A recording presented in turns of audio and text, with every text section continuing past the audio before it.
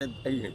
তো এটাও ঠিক যেটা বললো যে যারা রাহুল এরকম যাদের ঘটনা তাদের সঙ্গে এই মুহূর্তে ডিসিশন অলরেডি টেকেন, কাজ করা আমাদের পক্ষে সম্ভব নয়। রাহুল ওর ওর ওই প্রোডাকশনের সঙ্গে যুক্ত, ওই নামের সাথে যুক্ত, তাদের কারোর সাথে আমরা কোনো কাজ এই মুহূর্তে থেকে করব না যতক্ষণ না নয় পাবলিকলি বা কোর্ট থেকে আমরা জানতে পারি যে আমাদের রাহুল, আপনাদের রাহুল কি করে আমাদের ছেড়ে চলে গেল, কিভাবে ছেড়ে চলে গেল। আমাদের একটাই প্রশ্ন, তার সঠিক চেহারাটা চাই, জানতে চাই।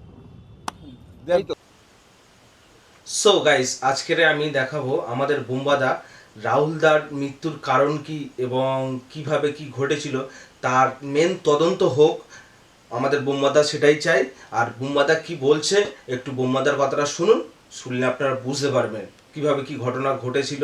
বুম্বাদা এটাই সঠিক তদন্ত করতে চাইছে, তার জন্য আজকের হলিউডের সবাই লেবেছে মাঠে, এরা মোটামুটি মিডিয়া করছে।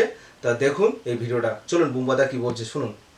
তার সঠিক চেহারাটা চাই, জানতে চাই। তাই তো হ্যাঁ, আর কর্মবিরতি নেই, কাল থেকে আমরা কাজ শুরু করছি। ওই আবার বলছি, টেলিভিশন বলি, ফিল্ম বলি, সব কিছুতেই কাজ শুরু হবে। আমরা ভেতরে এতক্ষণ আলোচনা করে সবাইকে বলা হয়েছে, সবার কাজ শুরু হবে। ওই একটা সংগঠন ম্যাজিক মোমেন্ট এবং ওই নামগুলোর সঙ্গে যারা যুক্ত তাদের সবার সঙ্গে সেটা আমরা জানিয়ে দেবো যে এটার সঙ্গে আরও অন্য কোনো কোম্পানি আছে। ট্রুথটা যাতে বেরোয় সেটা হ্যাঁ, আমরা সত্যটা জানতে চাই, ঘটনাটা জানতে চাই।